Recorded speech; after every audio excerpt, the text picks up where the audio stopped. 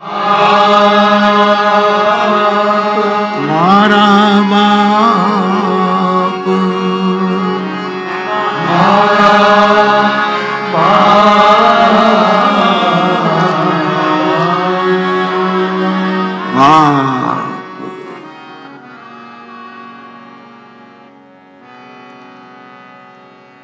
हमारे देश की यानी भारत की राजधानी में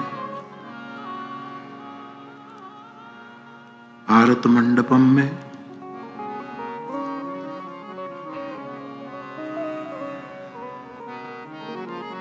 भारत के उदार ऋषि मुनियों ने सनातन धर्म की जागकर और जगाने के लिए जो उद्घोषणा की है उसको कथा के माध्यम से संवाद के रूप में हम आगे बढ़ा रहे हैं।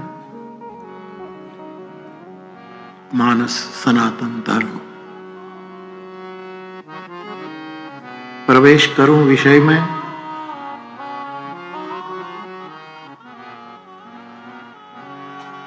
इससे पूर्व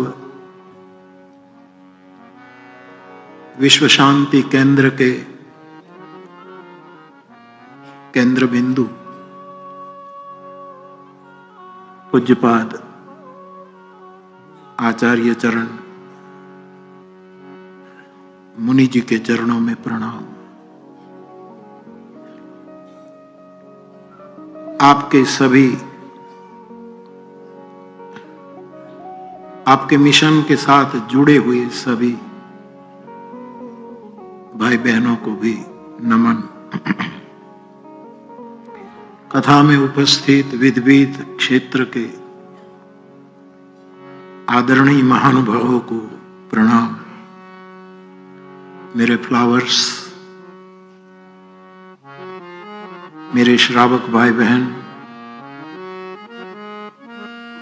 साहस करके कहूं तो मेरे साधक भाई बहन, आप सभी को भी व्यासपीठ से मेरा प्रणाम।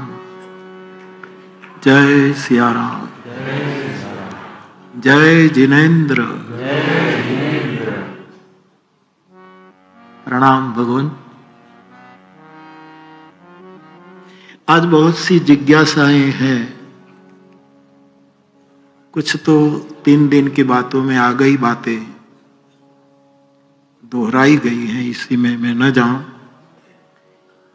लेकिन यथा समय यथा समझ मेरी व्यासपीठ कोशिश करेंगी आप तक पहुंचने की। मेरी दृष्टि में बाप सनातन सप्तक है। 7 वस्तु से सनातन जुड़ा हुआ है। जिसको मैं कहूं सनातन सप्तक। हमारे यहां अष्टक, सप्तक, पंचक उसकी महिमा है।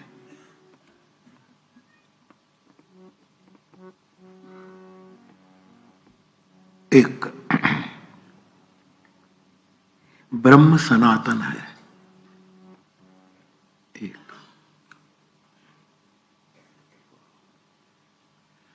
दूसरा पुरुष सनातन है, सनातन पुरुष। मैं और हम पुरुष शब्द का प्रयोग कर लेते हैं जाति विशेष के रूप में। यहां जरूर कोई ऐसा बुद्ध पुरुष हो तो उसके लिए सनातन शब्द लगाया जा सकता है, उसमें मुझे कोई चिंता नहीं। लेकिन हर पुरुष सनातन नहीं है।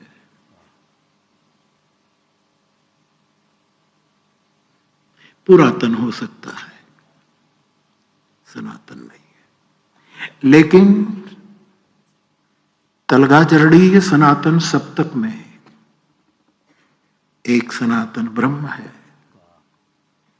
दूसरा सनातन पुरुष जो बार बार मैं गीता से स्मरण करता हूं, सनातनस्त्वम पुरुषो मतो में अर्जुन कहता है, हे गोविंद तू सनातन पुरुष है।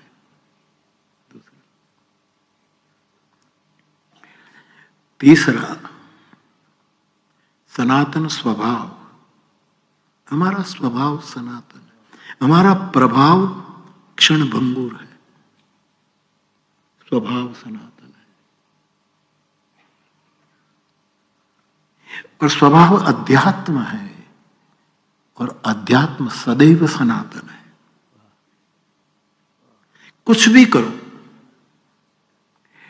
जैसे गीताकार कहते हैं कि वायु एक बहुत खिले हुए बाग पर से गुजरता है, तो जैसे बाग के फूलों को नहीं ले जाता, पौधे को नहीं ले जाता, मिट्टी को भी नहीं ले जाता, उसकी पंखुड़ियों को भी नहीं ले जाता, केवल उसकी फॉर्म लेकर जाता है, वैसे जन्म जन्म की यात्रा में हमारा स्वभाव लिए हम आए हैं। कई लोग मनुष्य के रूप में हम सब, लेकिन वांदर वेड़ा शू काम करिए सी स्वभाव कि पहले हमारे बाप दादा बंदर थे। स्वभाव को दुरतिक्रम कहा, उसको नांगा नहीं जाता। किसी के प्रभाव को आप नांग सकते, उससे ज्यादा प्रभाव हो जाओ, प्रभावक हो जाओ। कोई धनवान है, अरबों खरबोपति है, तुम ज्यादा कमा लो, ओवरटेक कर लोगे, लेकिन स्वभाव को ओवरटेक, किसी साधु के स्वभाव को देखो, कैसे ओवरटेक करोगे? दुरतिक्रम, उसको नांगना मुश्किल है। तो सनातन ब्रह्म, सनातन पुरुष, सनातन स्वभाव, सनातन जीव,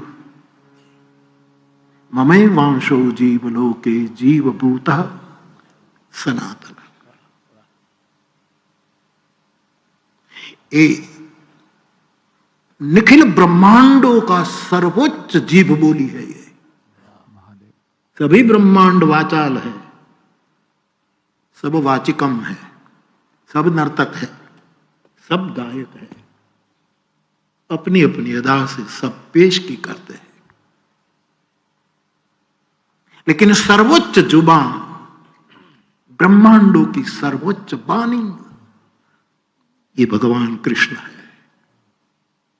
और वो कहता है जीवभूतः सनातन। ये जीव भी, हम भी जीव रूप में सनातन है, सनातन। तो सनातन ब्रह्म, सनातन पुरुष, सनातन स्वभाव, सनातन जीव, सनातन कुल, कुल धर्मा सनातना,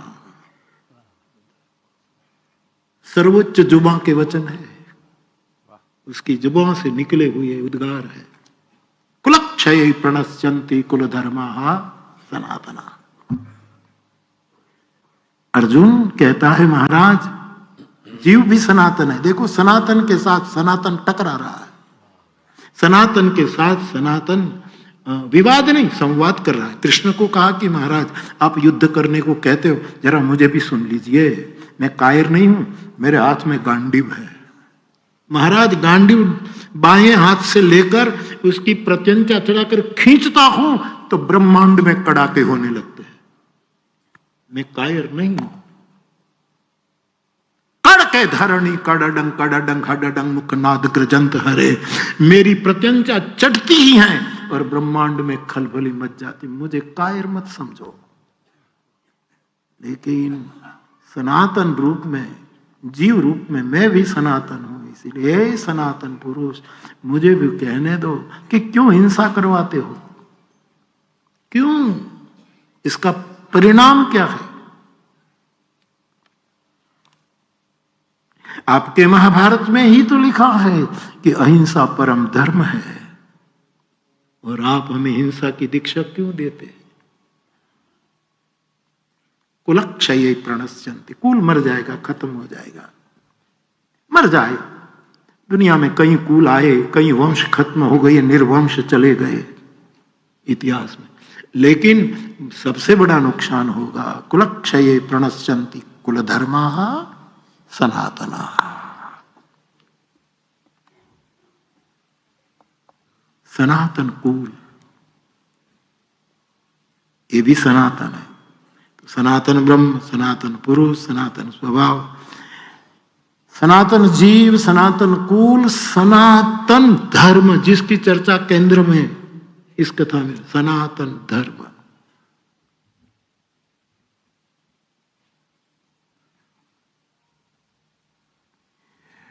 सप्तक में आ गई सनातन सत्य, सनातन सत्य। और इसका विस्तार आप कर सकते हैं, बुद्धि कर सकती है, बुद्धि विस्तार कर सकती है, और बुद्धि का स्वागत है। भगवान कृष्ण कहते हैं मुझे और कुछ मत दे, तेरी बुद्धि दे दे। अर्पण करने जैसी तेरे पास कोई वस्तु है तो मैं ये वो मन आदत्स्व अयम बुद्धि निवेश, तेरी बुद्धि मुझे दे, तेरे विचार मुझे दे।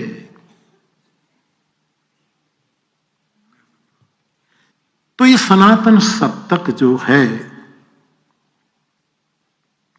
इसमें अपने देश में, दुनिया में, हर जगह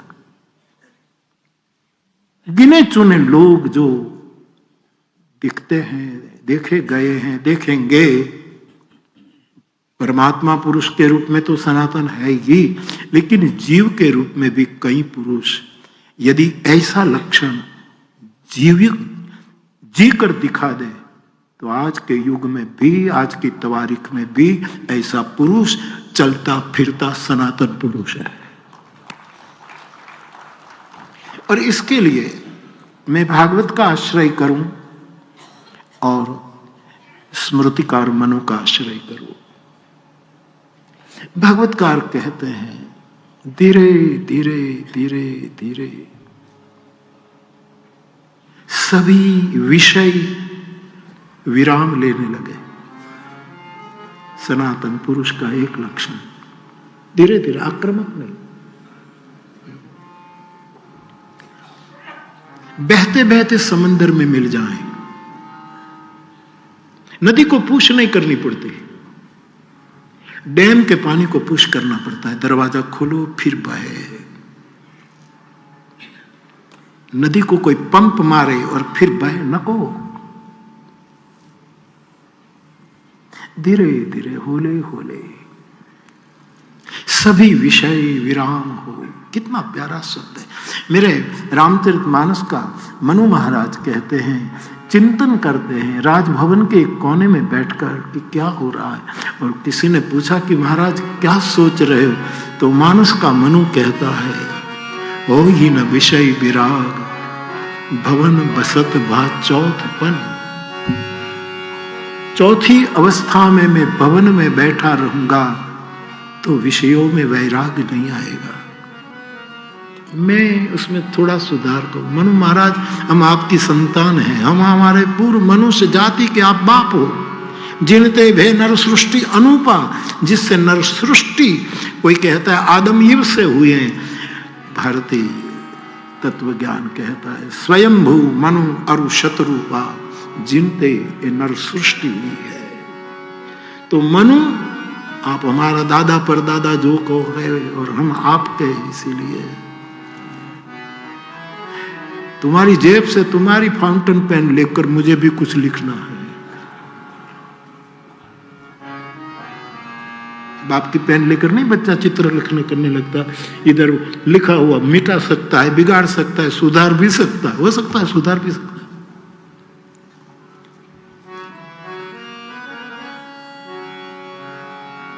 भवन में बैठकर विषयों में वैराग्य नहीं आता, भवन के एक कोने में बैठकर विषय में वैराग्य। प्रत्येक व्यक्ति का, मेरे अनुभव से कहने दो, अपने घर का कोना सनातन है। दूसरा, हृदय का कोना भी सनातन है। तीसरा, आंख का कोना भी सनातन है। और मेरे लिए राम जी मंदिर का कोना भी सनातन है। मुझे प्रदीप पूछ रहा है गाड़ी में कि बापू मौन को सनातन कहा जाता है, और ज्यादातर वो तभी पूछता है जब मैं मौन होता हूं, और उसको मौका मिलता है कि बापू तो बोलेंगे, मैं बोलने लगूं। तो मुझे पूछ रहा है जब यहां आ रहे थे कि मौन को सनातन कैसे? बिल्कुल बाप, मुनि का मौन भी सनातन है और ऋषि की वाणी भी सनातन है, काल अबाधित है। अरुणाचलम का महर्षि रमण का मौन सनातन है, और अरविंद की सावित्री गाई गई वो भी सनातन है। न पढ़ाए न लिखाए, बालकवत बैठा है। ऐसे ठाकुर रामकृष्ण परमहंस जो भी करे वो सब सनातन है, सब सनातन है। तो ऋषि की वाणी सनातन है, उसको कोई काट नहीं पाया। अर्थ करने वाले इति नहीं कह पाए, नेति ही कहना पड़ा। इति कोई नहीं कह पाया। विज्ञान में इति होता है, ज्ञान में इति नहीं होता, नेति नेति। क्योंकि विज्ञान की एक शोध होती है तो 5 साल में एक, इससे आगे दूसरी शोध हो जाती है, तीसरी हो जाती है। ज्ञान मोक्ष प्रद वेद बखाना, ज्ञान मुक्ति दे देता है, बात पूरी हो जाती है। मेरे कहने का मतलब, ऋषि का वाणी, मुनि का मौन सनातन है। तो भागवत कहता है कि धीरे धीरे विषय का विश्राम की ओर जाए। ओ ही न विषय विराग भवन बसत बा चौथ। और इसकी कसक होनी चाहिए साहब कि अभी तक वैराग्य नहीं आया। तुलसीदास जी कहते हैं हृदय बहुत दुख लाग। जब हृदय को एक धक्का लगे, ये धक्का बहुत बड़ा सर्जन कर सकता है। बुद्ध को धक्का लगा, एक बहुत बड़ा सर्जन हो गया जगत में। एक धक्का, एक पीड़ा, एक चीख बहुत बड़ा काम करती है। तो मेरे भाई बहन, विषय के साथ 2 वस्तु जुड़ी हुई है, ऐसा मुझे लगता है। विषय के साथ विकार भी जुड़ा हुआ है, विषय के साथ संस्कार भी जुड़ा हुआ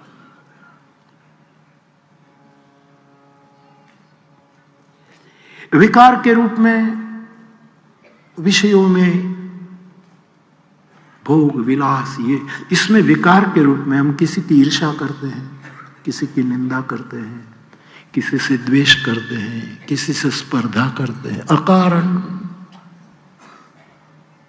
500 साल जीने का हो मेरे फ्लावर्स, तो मैं कहूं 300 साल निंदा करो,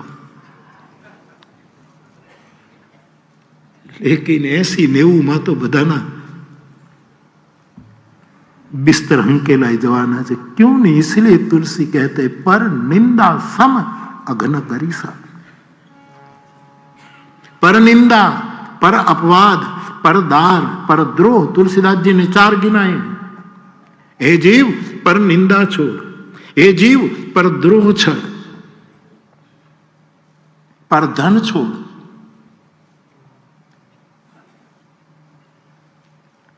तो कुछ जो मन के विकार है, विषय के विकार है, लेकिन कुछ विषय के संस्कार भी है। कोई भूगोल में निष्णात है तो ये विषय का संस्कार है, कोई विज्ञान में निष्णात है तो विषय का स्वीकार, ये विकार नहीं है।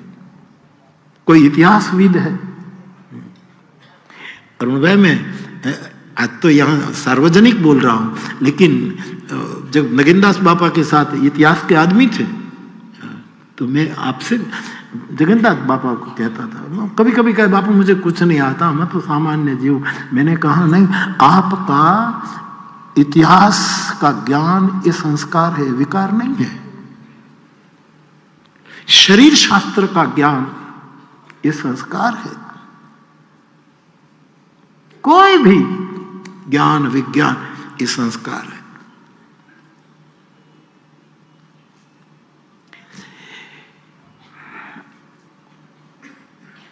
एक बोतल में कोई और पानी भरा है, उसमें दूसरा गंगा जल, पवित्र जल उसमें आने के लिए आतुर है। तीव्रेण भक्ति योगेन यजेता पुरुषम परम, भागवत कहता तीव्रता है उसको कि मैं इस बोतल में जाऊं, पवित्रता बेताब है कि मैं इस आदमी में जाऊं, लेकिन पूरा भरे है विकार से, ये विकार खाली हो जाए उसी क्षण पवित्रता प्रवेश करती है। बेताब है अस्तित्व देखा। आप मेरे हैं, मैं मेरा हूं। मैंने कल कहा कि दिल्ली वासी मेरे दिल के वासी है। ये शब्द क्रीड़ा नहीं है। मैं महसूस करता हूं अरुण भाई कि रात को कभी 2 बजे बैठता हूं तो मेरा यज्ञ कुंड कहता है मैं तुझे बुलाता हूं, आजा। क्यों सो गया, आजा। प्यास न हो तो मेरा गंगा जल कहता मुझे पी। अस्तित्व दस्तक दे रहा है।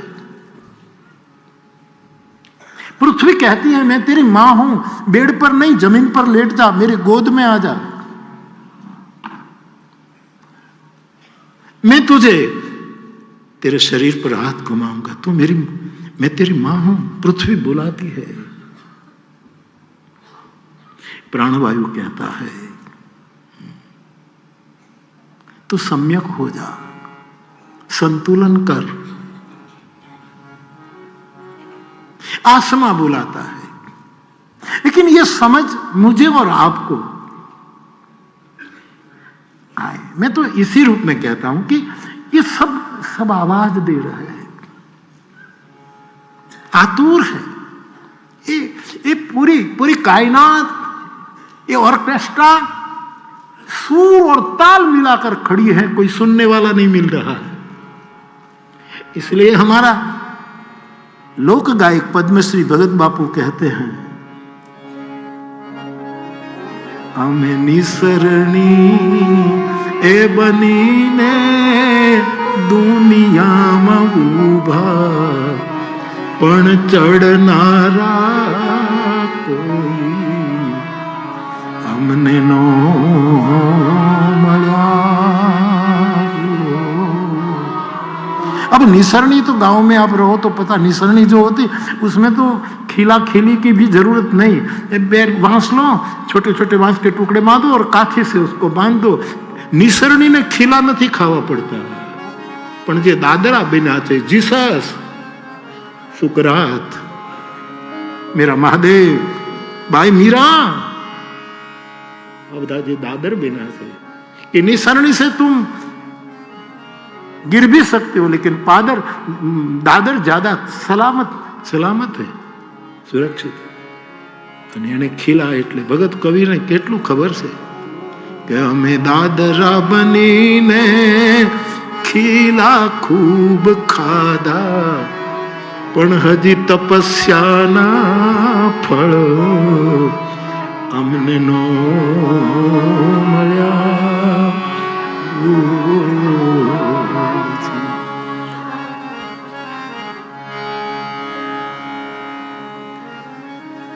अंगड़ा खेड़ावी अमे भूमि मावराणा। धरती कहती है कि हमने हमारे अंग चिर डाले, हमारे अंदर बीज दान हुआ। अंगड़ा खेड़ावी अमे भूमि मावराणा। अरे चूले रे चढ़ीने पछी पीरसाणा पण जमनारा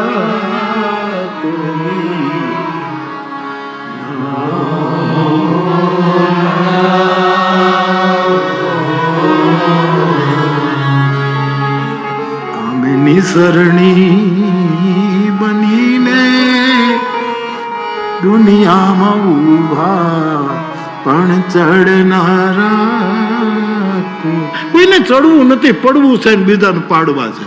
એક જ ધંધો શરૂ કર્યો છે, ચડના નહીં. कहता कहता कभी काग को लगा कि अभी एक और दृष्टांत. पगे बांधी घूंघराने माथे ओढ़ी ओढ़णी, पगे बांधी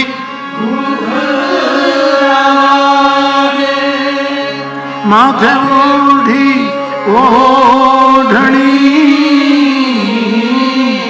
नारी रे बनी ने અમે રાત ભર નાચ્યા પણ જોનારા કોઈ.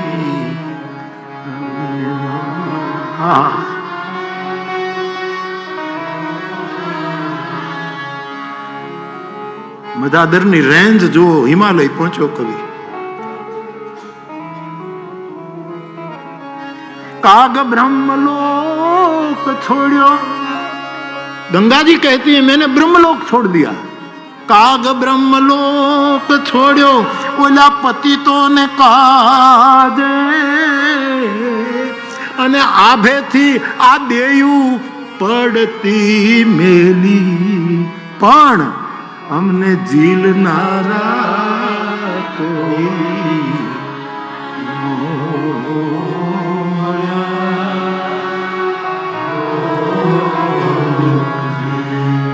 लेकिन भगत बापू को ये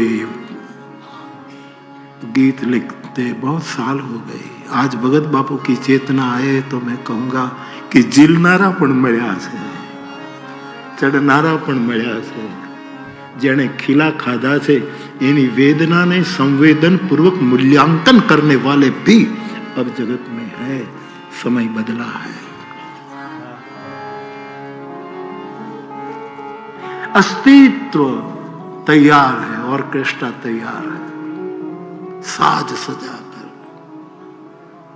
उसको गाना है, उसको कुछ कहना है. मुझे एक प्रश्न ये भी पूछा कि बापू कल अनन्य की बात आप करते थे, उसको कुछ और अनन्य. स्वामी मुझे याद है अखंडानंद सरस्वती ने कहा था कि अनन्य उसको कहा जाए जो फनन्य न हो, जिसको कोई फल की आशा न हो. फनन्य शब्द का प्रयोग अखंडानंद. हमारी अन्यता तमाम कि तू मिला, अब कोई फल की इच्छा नहीं. एक फिल्म का गीत, मुनि जी फिल्म में गीत गवाए में आपने देख लेना, पहले बहुत फिल्म देखी है. आप कह रहे थे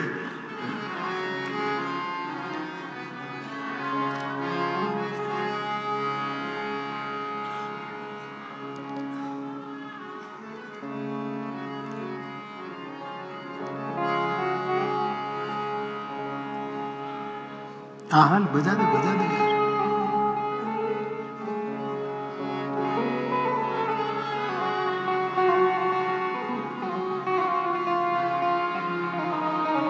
मेरा दिल ना खिला खिला खिला, मेरा दिल ना खिला, मेरी बगिया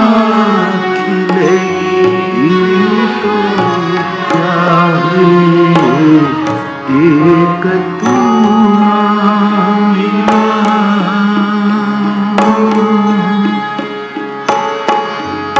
सारी दुनिया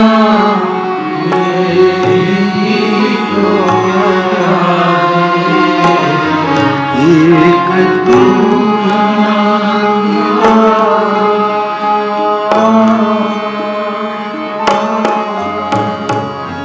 तू मिल गया. अब कोई फल की जरूरत नहीं. मेरी अनन्यता नहीं है, इसलिए मैं फनन्य हो गया है, फलाकांक्षी हो गया. और जगत की सर्वोच्च जुबा कहती है मां फलेशु, खबरदार फल की इच्छा की.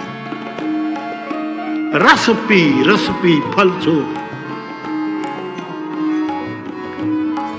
और मेरे साधु चरित अरुण भाई 14 तारीख को महुआ में बोल रहे थे शिक्षण नु अध्यात्म. आपने कहा कि कैरी जेटली मोटी एमां जेटलो मोटो गोटलो એટલો રસ ઓછો. આપણા ફળ બહુ મોટા છે, रस क्षति हो गई.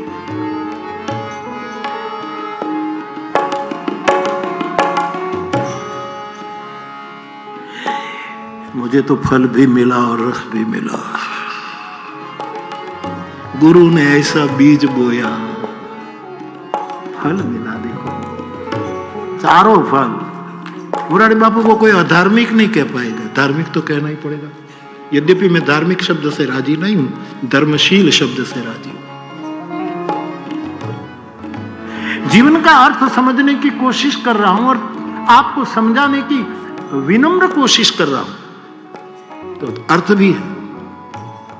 कामना कोई रही नहीं, मोक्ष मुट्ठी में है. जब चाहे नौका को किनारे लगा देते. तजो न तन निज इच्छा मरना तन बिनु. भुसुंडी जी कहते हैं मुझे शरीर छोड़ना नहीं है, जब चाहूं तब छोड़ दूंगा. मेरा तेलंग स्वामी की मौन इशारा कहता था कि मैं चाहूंगा निर्वाण लेकर चला जाऊंगा. अभी गया नहीं, इसीलिए चाहूंगा चला जाऊंगा.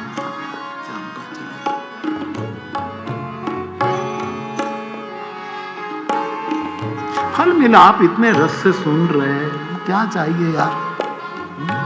कितने युवाओं के प्रश्न हैं और युवाओं को विशेष फल और विशेष रसप्रद फल मिले. इसलिए हमारे लोक भारती सणोसरा ने एक योजना बनाई है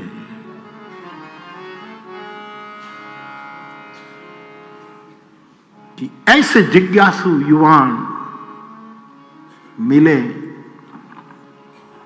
चिंतन शिविर हो, कार्य शिविर हो, परस्पर बोध करे और जहां तक दीप से दीप जलाए. अच्छा है, स्वागत योग्य है. और आपको भी फल मिला है. कथा मिल गई. मुनि जी बापा तक कोई इच्छा है मुनि जी को? कथा मिल गई. अब क्या चाहिए? अब क्या चाहिए? रस मिल गया. और कथा सबको नहीं मिलती. प्रदीप, मोहब्बत सबकी महफिल में शमा बनकर नहीं जलती. ये कथा जो प्रेम यज्ञ है वो हर जगह नहीं प्रकट होता. मोहब्बत सबकी महफिल में शमा बनकर नहीं. मेरे पास वही आते हैं जो तकदीर वाले हो, वही केवल कुर्बान होते हैं साहब. जो तकदीर वाले होते हैं वही फकत. ये जल रहा है प्रेम यज्ञ. इसमें तो आहुति में घी नहीं डाला जाता, स्व को डाला जा रहा है. जमाने में कहीं ऐसे कहीं नादान होते हैं, वहां ले जाते थे. दिल्ली में कश्ती लायो जहाँ तूफान होते हैं, धुंध है, कोहरा है, फॉग है. लेकिन कहीं ऐसे नादान होते. मुनि जी पागल है. और पागल गुरु नानक कहते हैं जिसने वस्तु को पाली, गल को पाली, गल मानी सूत्र को, मंत्र को जिसने पाकर आत्मसात कर दिया, नानक कहते हैं वही पागल है. जिसने गल को पा लिया. एक घड़ी आधी घड़ी आध में पुनः आध. तुलसी संगत साधु की तो कटे कोटि अपराध. जमाने ऐसे कहीं नादान होते वहां ले जाते थे कश्ती, वहां ले जाते थे कश्ती जहां तूफान होते हैं, जहां ले जाते हैं कश्ती, जहां तूफान होते। आंधी में भी जलती रही गांधी तेरी मशाल। गांधी बापू के लिए भगत बापू ने लिखा, आंधी में भी जलती रही गांधी तेरी मशाल, साबरमती के संत तूने कर दिया कमाल। वहां ले जाते हैं कश्ती, वहां ले जाते हैं कश्ती, जहां तूफान होते हैं, वहां ले जाते हैं कश्ती, जहां तूफान होते हैं। जमाने में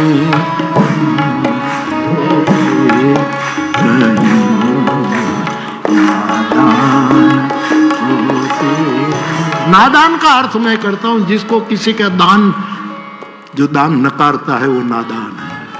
कुछ नहीं चाहिए, कोई फल नहीं चाहिए, कोई दक्षिणा नहीं। नादान, नादान, ना दक्षिणा, खाली प्रदक्षिणा करो।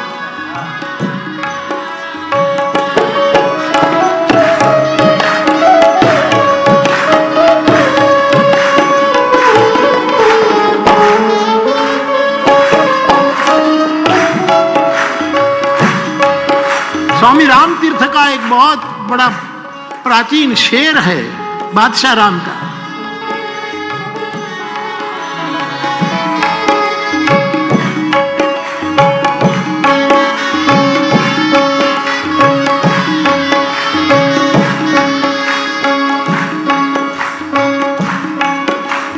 इन बिगड़े दिमागों में भरे अमृत के लच्छे हैं।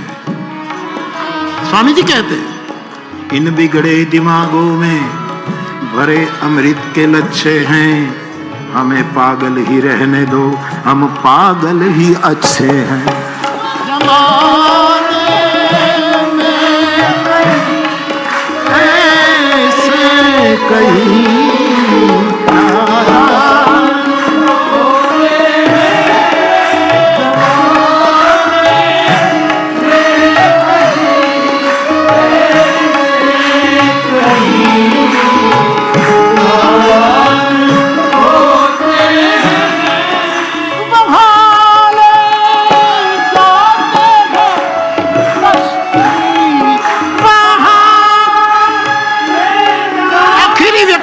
आखिरी व्यक्ति, वंचित, उपेक्षित, वहां तक नौका लेना, वहां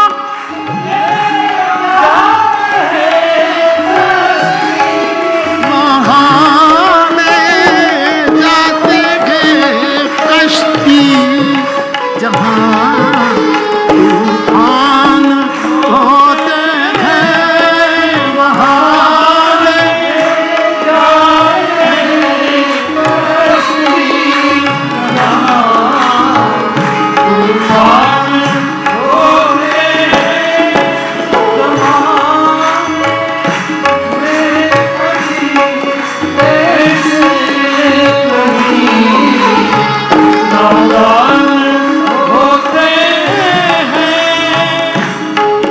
गुलजार साहब का शेर किसी ने मुझे भेजा, विषय के संदर्भ में सुनिए। बहुत छाले हैं उसके पैरों में कमबख्त, बहुत छाले हैं उसके पैरों में कमबख्त, जरूर उसूलों पर चला होगा, सिद्धांत पर, धर्म पर चला होगा, सनातन की डगर पर चला होगा, कमबख्त शील पर चला होगा, इसलिए उसके पैरों में छाले हैं। कहीं नादान होते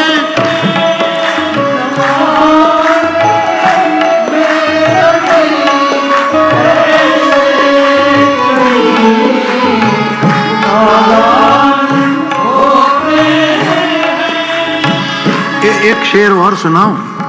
आपके पास समय है ना? ओके।